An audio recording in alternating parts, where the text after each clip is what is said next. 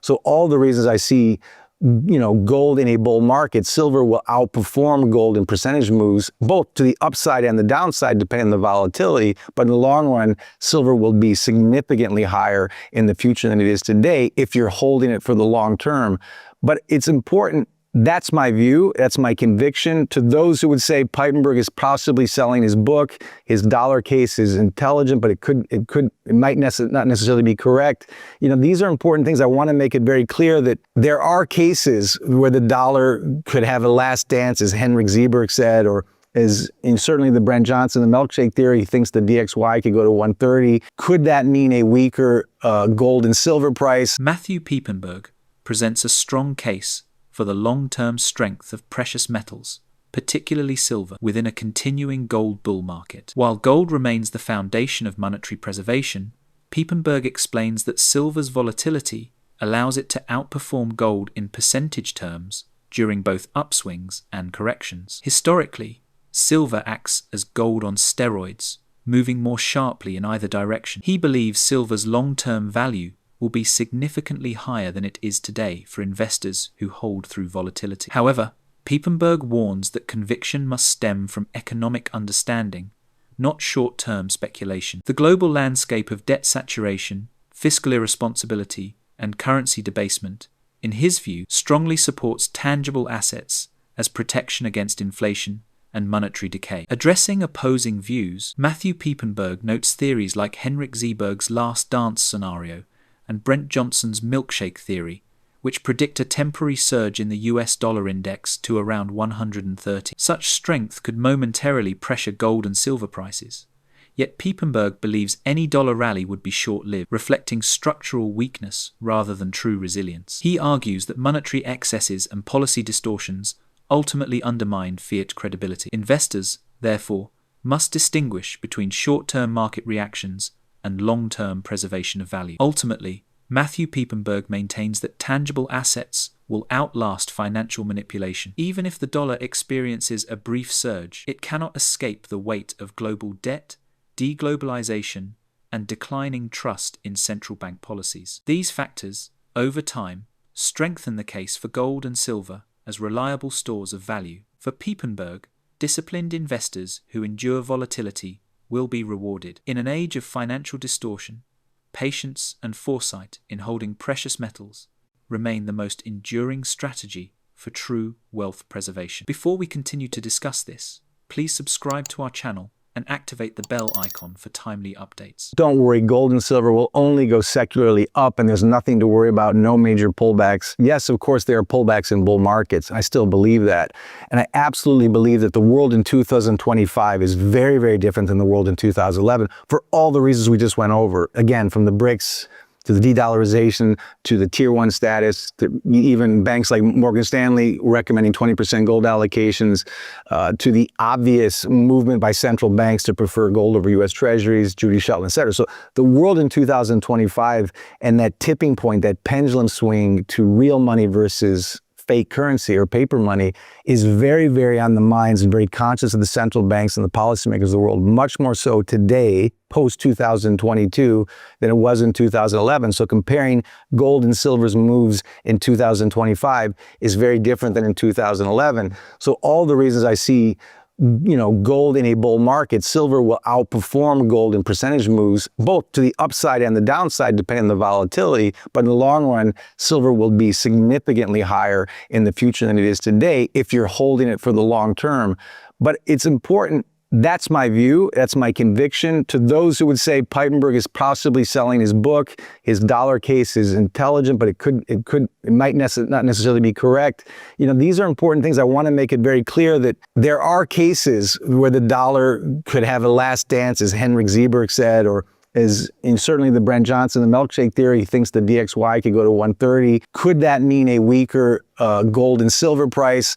Could Matt Piepenburg's thesis about the macro environment in 2025 being so different now that maybe gold and silver are at some risk and his secular arguments are too optimistic? You got to at least look at that, right? I mean, again, I have said that devaluation is nothing new. I have said that the debt levels today are very different than 2011 or even 2008, and that the world is proving itself with its central bank stacking and with its preference for US dollar or US treasuries. It's proving that this time is a very new cycle, not different, it's just a new part of the cycle, that it won't be behaving like prior pullbacks. And the strong dollar case by Henrik Zeberg in particular is that, look, Matt, you can say all these things you want about debt and how ugly the dollar is. Brent Johnson would agree how ugly the dollar is, but the DXY is going up because in times of real stress, that's still the safe haven. And they would argue that 58% of global FX reserves are in US dollars, that 80% of global trade finance is in US dollars, that 13 trillion plus in global debt is still denominated in US dollars.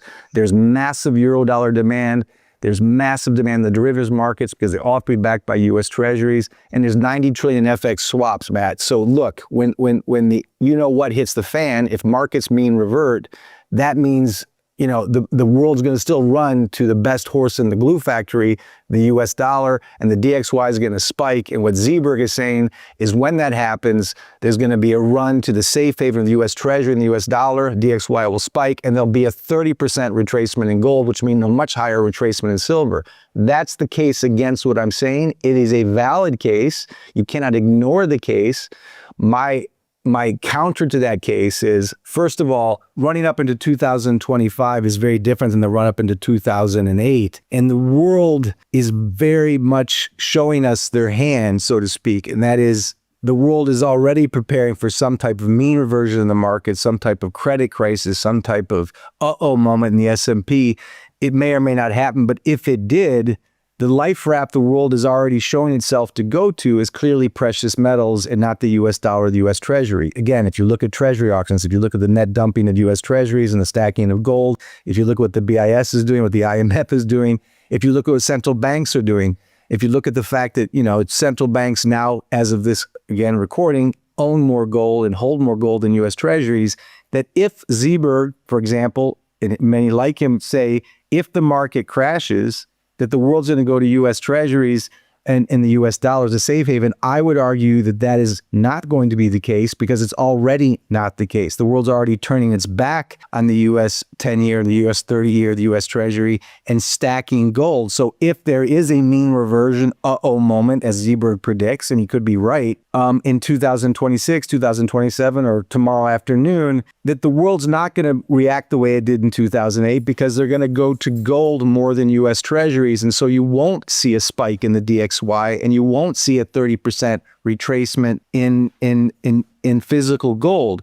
Now, again, that's just my view. He's arguing that history repeats itself or history rhymes and that the next market crisis will be very similar to the case study that was the great financial crisis. Again, I'm saying that's not necessarily the case. The world's already moving away from the safe haven of the 10-year and the dollar to physical gold. But, even if there were a spike in the DXY, even if there were a safe haven run, as Zeberg says, in the next market moment, I actually agree more with Brent Johnson, who also sees a stronger DXY if there's a crash in the markets. But as Brent Johnson said, you can still have a strong dollar, a rising DXY, and a rising gold price. So net, I guess I'm arguing that if we have another moment, which is a whole other discussion about market risk, that we won't necessarily see gold retraced by 30% and silver by even more. That's my view. Again, it's my bias, my conviction, perhaps me selling my book, but I think the evidence suggests that we could count on a far more rising gold price rather than falling gold price in the next crisis. Now, of course, whenever there's a market crisis, there is a sell-off, as we saw in 2008 in precious metals, usually because investors have to sell on margin or they've lost money on margin. They need a good asset to cover their margin costs, and they will sell some gold.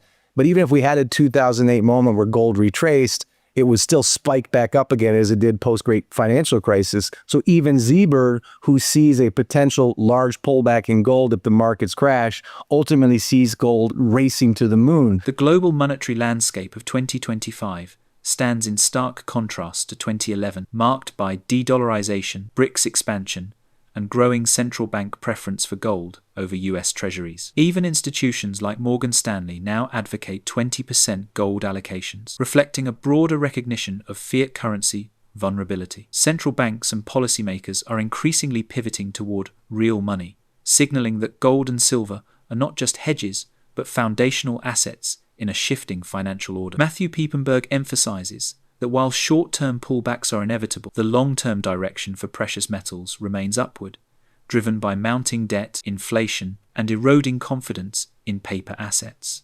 Critics like Henrik Zeyberg and Brent Johnson suggest a last dance for the dollar, with DXY potentially surging to 130 and triggering a 30% gold retracement. Yet Matthew Piepenburg counters that 2025 differs sharply from 2008, as global markets now favor gold over treasuries as their ultimate safe haven. Central banks are actively reducing US debt exposure while increasing gold holdings, signaling a decisive transition. Even if a crisis sparks short-term volatility, Piepenburg believes any decline would be temporary, followed by a sharp rebound. In his view, this era's defining shift is clear. Global trust is moving from paper promises to tangible gold. Well, certainly it's the talk of the gold space. Of course, I mean, naturally, it's going to make headlines for all kinds of good and bad reasons. Friday, gold market was down $180. The gold price closed the week, it's still $42.50. Monday was up 105, Tuesday down 260, et cetera. It's just these massive, gyrations in price. Relatively speaking, massive. I say that, but to me, they're very typical intraday moves in a bull market. People say that is probably just Piepenburg selling his gold book. But, this is not unusual for bull markets in general. I don't look at gold as a typical asset, which we can talk about, and that's why I don't think I'm not at all worried. I was talking to Alistair McLeod and obviously Egon and Middlecoop and other interviews in the same week this was going on, and none of us were even fazed by this. And again, it's because we have a stronger conviction about the secular direction of gold for all the reasons you and I have been discussing for years. But in terms of just the recent activity, the market likes to shake out nervous and levered investors. There's a lot, I'm sure, of trend followers in this gold move lately who probably had hard stop orders, with stop orders, and they got shaken out. There was also probably some profit taking in the trend camp, but the trend following camp. But again, these type of moves are not at all unusual for general bull markets. But again, gold is not a typical commodity trade. It's not a particular unique it's not a specific type of risk asset trade. It is part of the major status quo shift in the world and the monetary setting and the backdrop from which all these details spin. The larger question, the larger secular direction of gold is so obvious that these moves don't faze us because we hold gold for 10, 15, 20 years. Believe it or not, I'm not a big fan, as I said many times, of the BIS or the central banks or the East in general, but I'm doing what the central banks do. And all of the investors at our offices are doing the same thing. We're holding in gold, or we're saving in gold, and we're spending in fiat because we see the longer term direction of gold well above 5, 6, 10,000 in the years ahead. So whether it's at 4,200, 4,100, or 3,800 right now, or the next week, or the next month, or the next hour, it doesn't faze us as gold investors, not as gold kind of traders, which we're not. We're not speculators in the space. So we've never really talked about the gold price. In fact, in the many years I've been with Egon, we never really talked about the daily price. Sometimes we won't even look at it. And that can sound very flippant. But even if you take if you take away the gold bias, the gold perspective that I certainly have and that Egon has, et cetera, I think of one of my favorite investors that I allocated to, Jeremy Grantham at GMO. He's been retired now for 15 years. He was a fantastic value trader and portfolio manager out of Boston. And he had many rules of investing, but one of the things he said is that, no one likes to think ahead. Investors have a very short time horizon when they look at things. And of course, the headlines are very short in the last week about the gold price. But if you step back at all the things you and I have talked about over the years, and you've talked with others, just keep it simple. Right now, entitlements in the U.S. for the past 150 years is probably the biggest Ponzi scheme in history. We have 120% debt to GDP. We have $2 trillion deficits. We're seeing BRICS de-dollarization. We're seeing central banks stacking gold. We're seeing talk of a gold revaluation. We've got Judy Shelton talking about a gold U.S. Treasury. In other words, there's these massive indications of a seismic monetary shift, a geopolitical shift, and a currency shift going on in the backdrop of these intraday moves. these intraday moves are peanuts compared to the larger seismic shifts in the macro space, and the direction of the dollar, and the direction of debt, and of course the direction of precious metals. So why would you be thinking about, well, this market's topping out, I got to get out now at the top? Why would you want to sell a key asset with no counterparty risk when the entire world is riddled with signs of counterparty risk, from the US Treasury and the US dollar to risk assets to stable coins to AI stocks? I mean, it's fascinating to me. But again, people think that maybe this is the end of the bull run. Again, I have my bias. This is chapter 1 of a very long novel, maybe chapter 2 for the direction of gold. And it's easy to get seduced by certain headlines. I mean, even during Weimar, when you started to see wheelbarrows of money, every now and then there'd be a headline saying, the Versailles Treaty has been amended, our reparations are going to go down. And people would actually start selling gold and buying more Reichsmark. Within the next 2 or 3 weeks, the currency was getting slashed by 200-300% or doubling every 2 weeks.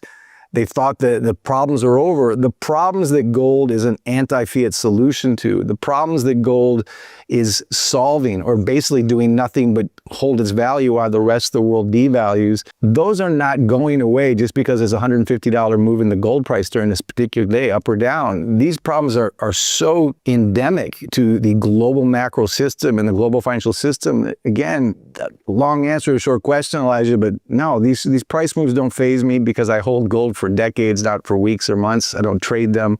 I save in them. The 1,000+ clients that we have from 90 different countries are doing the same thing. And any gold investor right now understands this perfectly. It doesn't faze me in the slightest, Elijah. It's a short answer. In the end, short-term volatility in gold and silver is merely noise within a powerful long-term uptrend driven by global monetary transformation. Unlike 2011, the world of 2025 is defined by de-dollarization, soaring debt, and central banks replacing US treasuries with gold. Intraday fluctuations of a few $100s neither alter nor weaken the secular direction of precious metals. Gold is not a speculative trade, but a long-term store of value, an anchor in a world drowning in leverage and policy distortion.